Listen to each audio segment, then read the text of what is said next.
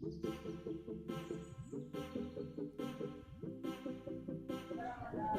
xí mà cái tôi nó có xí đó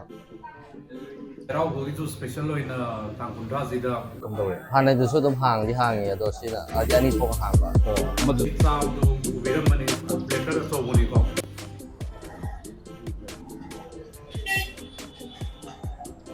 một cái option là cái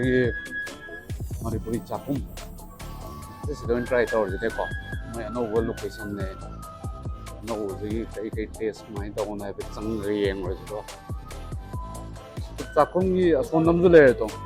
cái son nó nấu bấm rồi hàng này cái same lane này có à lệ cái hàng này để xin là cái right side đó à cái nó có lệ đấy hàng này trong mâm đó cái này trong lệ Chak-khum 다 픽업 그러니까 로일레 뭐 이제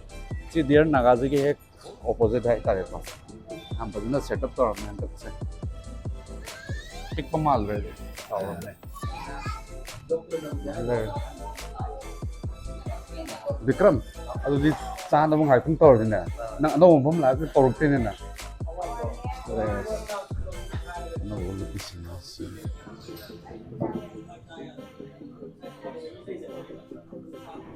Music akwai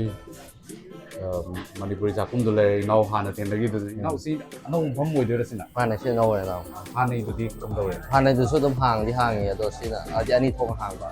ma du du oh ama duran tori ba sina mo nau na phai na 14 February da sangha ga hang gi bane ba sina tau thong ba chi di ma thong ma kha da ga chaw re ba se gi de ama du dum chalai du ama dum tori se su dum tori same lane ne ai hojik hapet uram me ba ko ana kuin cha gi ba phom do gi same lane da dum lei du ne ma ta amana left amana right farak ta do ri si de sabdar jang jang loi oi do ri to ro ba so adu di ngasi gi order se kai to se ba ngau na ai chi gi yang wo se an ma sit tang pi ge wa yang ngang ngan noi sina starter ge ne ba okay si loi la ni Kelichana Singju ba starter nga ta ne mi Singju de gi maroi Bora ka tha mi si ru di dap di to ko original cha je ha ma si alu sak le ra ai hai ra ge ko Kelichana ma pi ro ko adu gi Singju ma ko de sa Singju ma yaw do ra sin le thamo so ma nei sa lo ko chawai di ag de chawai di ko ye mo ko kan nei sin ya kan nei sa lo adu gi nang gi maroi Bora je ma dei favorite si ma to ro ha adu ga alu sak sim to ro ha ko si ma hana to je ko thak pe ab le karam boi do na tak pe ab se si drinks ki da le se cha ge ti ga lemon da hani ti si le pa aduga rice beer su le de le rice beer makhal ani ne sticky ne aduga white rice beer ga makhal ani ne ko oi sum ba de koi tau za dab ni na khang dre ko si hau di hau ne do red tea ju na to je na red tea ama ba tea ma ko adagi Kelichana ma ne Bora ma ne Singju ma ne alu sa ma ga ba sa ga ma ga na ko nap nap law ne ka si ji bu moi pen noi ro pe loi de ro sa pen picture da ne si ta na tau da da na wo location ne ro ko ji che kyang ku yu de no ko cha kui se dum starter ne na kitang adum 10 minutes mo kai ji ma tam adum pi ko after mun de ai har ka ni au te phong phong sa bu tho to ni na ga mo ta ko po ke do da su ko hai la ke ta ko na te lei bo po te ra slai pu ga horen sak sa ong ya ro yin ga ado yung masi nong kom se tame ang se occupancy ko security je ni je privacy le ni am kan du chaning re so occupancy hazare ajik le ge ong ni ta ba ne ma thak ki ju sa ma ki ni wa le ba matak ki din nang emon ai su ko ko de nang na ai je ke no ai na to mi mata dong nang no shela kan na ko ge to ba ma thak ki to ai di ba wai ta wai to ka de ne ba thak ki to dong mi am chang de mi ngang mi dong ngoài ke ba ngang ju tan ni moi so aji occupancy yang aji pungje ani ga samthing ta me Saturday gi de Saturday ni na ba pai oi re se ko chin ma ne Saturday Sunday je now ju chilam mani aina sum sai di wari sanan le na ji owner ji ne ko hoi ta du nga tan ngai bi ma ba da okay no problem okay okay hand wash kai ka di from the le hoi som de lai washroom ko ka som le thank you like snacks ma'am singa maroi bora ini chana le re na alu sak le re ini sina Singju layer. Thale.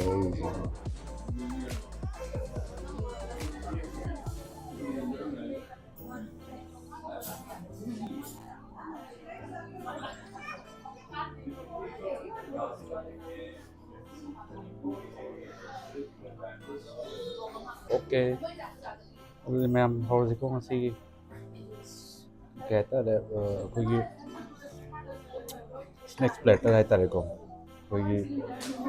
눈긴 와이차바 타포트 싱기 플래터네 또 one by one try 떨지고 이 뭐지 거기 보라 머로이 보라 여기 마이시다 소스 똥꼬범도 갖다 있고 지하고 있는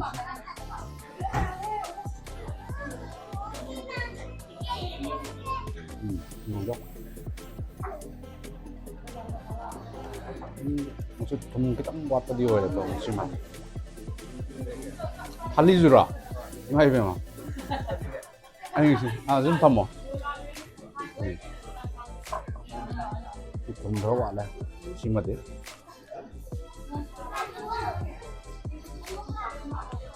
mà khăn gì đâu trò trò chứ trò gì con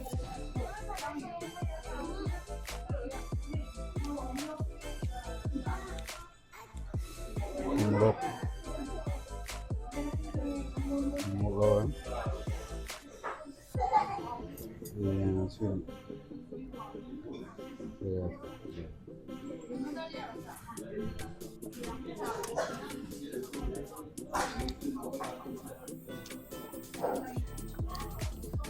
Dạ, nó chừng lúc tao mà luôn đó. Cái em ra vậy đó, em thì sao ta mấy?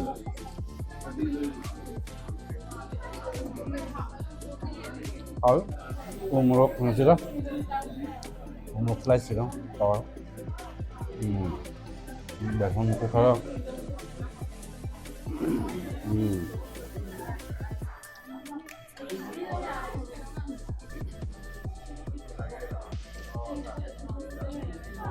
Chim á, ok. Singju try tao rồi có. Cái Singju nhiều try tao rồi. Cầm bố có dưa đây. Cầm bố Singju này, để xem.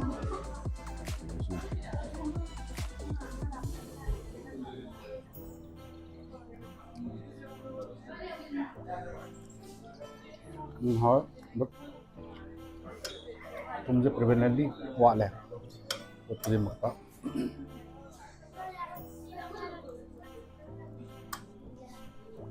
आओ है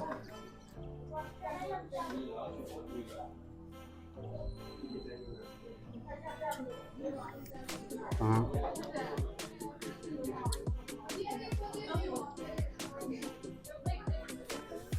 hỏi sao tất cả đấy chini tất cả đấy आलू मतलब सारे आलू साथ से ये चीज़ें वो तो पोक रहा है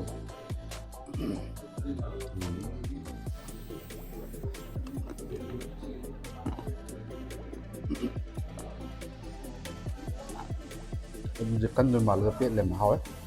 आलू गए मुझे ले रहा है मौके में का तो ये ना खास नहीं है một cái tàu được không? Đó. Thôi, evening cái pattern thì số đấy, snacks pattern này cái but pak nam dom di wat teman, pak nam ni awak di awak tu. Pak nam is missing. Yeah. Yeah, how.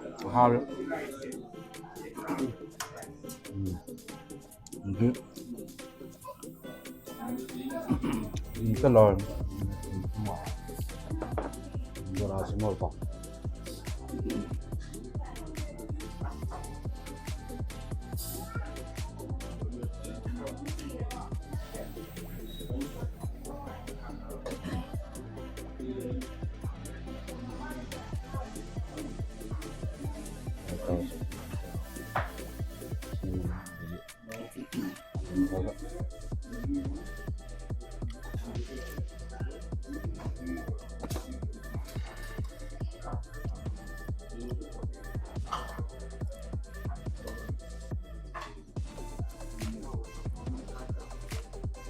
No, no. Umuro kita soy puro kira. Hmm.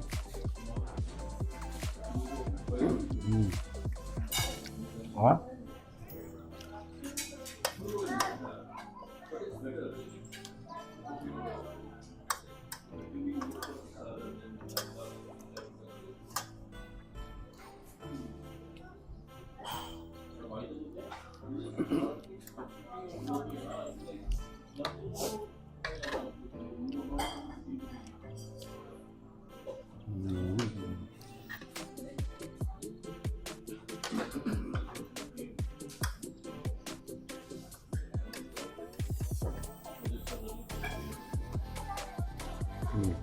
Ibu ini ngomongnya apa nak? Tak enak. Apa tu macam?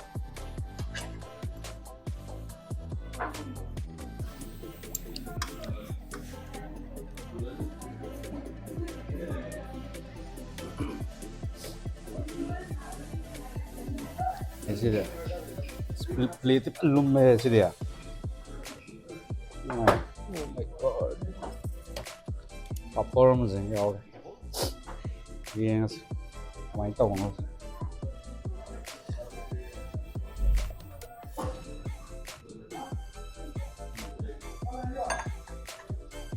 Iromba,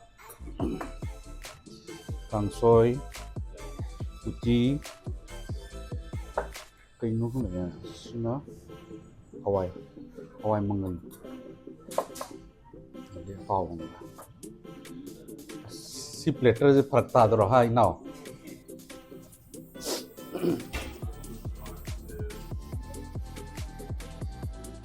How does it go?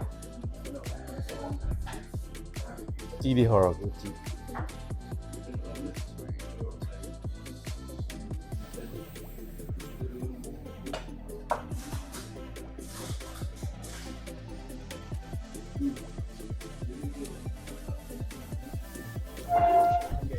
Oh yeah. Chính là này đôi từ anh máy tàu đơn không?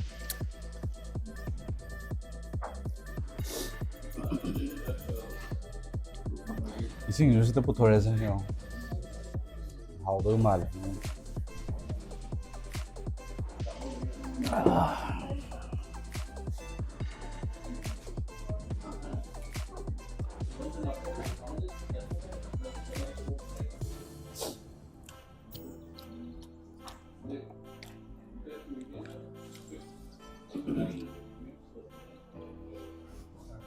你就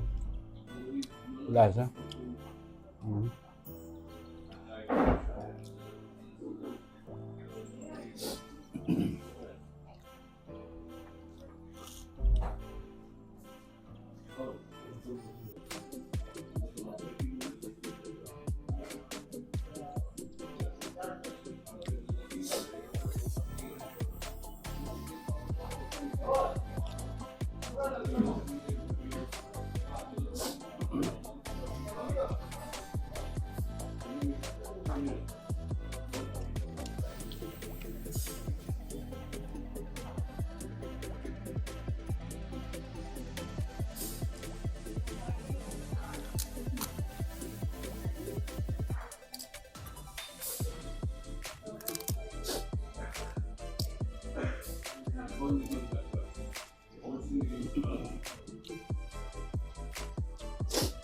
Nhìn cái trời trời này.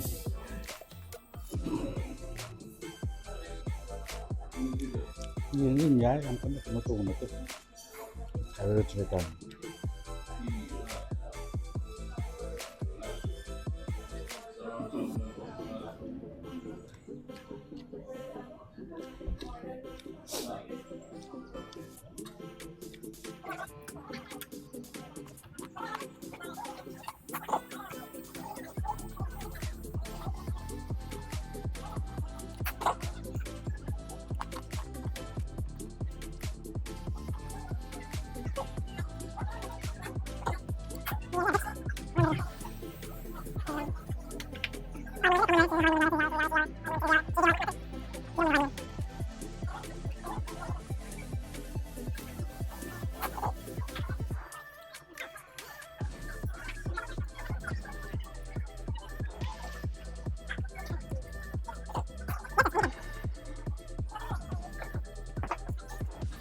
So mayam kurumjari amuk amuk yengbiro hojiki ayin chargi mayam do silere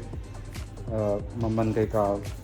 silu ulam ni ko chaje lupa 89 pi kan nam troll to biro kanu ko ado loi chawa ngamdam ne silere se mayam no hai dai ne arem da mangale re kana na arem da mangan ge si cha na bai ni lai ji hayeng mok cha do ni ure na si pek to je si pek to je kaya na si prisman na sang ra da ne do ko na puk nong da sini da nut right now. So mayam hojik ai chab du ubiram mani platter achobuni ko makhal makhai koi snacks item mari manga adagi koi chicken thali duga lap cha gre do doini mokti serving size am choy ko mamang da ri lak re so chak injang in pom sana phange adagi serving size am chow ne pungom re yo yong si mi ani chabe de ko na ni on the yaw na serving size am thari and mafam ju no bune takti tha ma ka kai ri hai ta re ko mani nu jam ro don moi je half plate ta ni mai na ai plate ke ka ju Chak-khum gi branding me half plate ji moi je yam cha phan na ba tori and nakan da ju han re ma da ju ai ucha re na ko si len je ju cha laga left side je le ne matak da ju son da khal laga ji moi la ko plan le gi hai re ko ko gi si en ben se me mang lao ne yung family or friend man I get that room we at least tau pambagi capacity di lai so tau mata ye mo na matum maram rakta friends family ma ka outing ai sai once a month atraga weekend you can enjoy lai kana ko yung du same ba mamdo porter balai do तो मैं आपको समझ समझ रहा washroom को मतलब dedication ले रहे हैं लेकिन कोई सब से ये निकलता है तो फजल होती है तो तुम सीधा आके ये ना तो ले लो काउंटर पे तो तुम इन हाउसिंग फंगी है कोई की टेबल नूंगा पोट नूंग फंबा तो तुम सिक्योर के ना सीसीटीवी ले लो के ना तो रही हो सीसीटीवी की सर्विलेंस ले रही हो तुम पोट से मांग पोट पर तुम लगे कैसे आवाज़ भी होता है एंड लोकेशन जो तुम यहाँ से ग्लास ना nakan ju sida flowers me ama tham ko na glass re dum isai itonda laga chum cha nu coffee nu ta ge ju dum thong dum yeah and anything had the main lane hai tar se je ko so da jang so come and enjoy but I having with the jing the sisa ge dum tan tum ni kitan wala to next time improve the way I and maru aina serau go ju special oina tangkundra dida ken won saklen hai tar ko कैसे उम्र कई याव तो ना फोट का तो ना दूसरी उसे फाइनल हो रही याव लोग आंधा एक कवर टोंग लोग तुम तो जाके मैं आपसे तुम NCR Delhi file level Noida Gurgaon level तुम सीज़न लाख पियो Chak-khum है उसे तो तुम and enjoy your New Year and चेहरा हुआ so thank you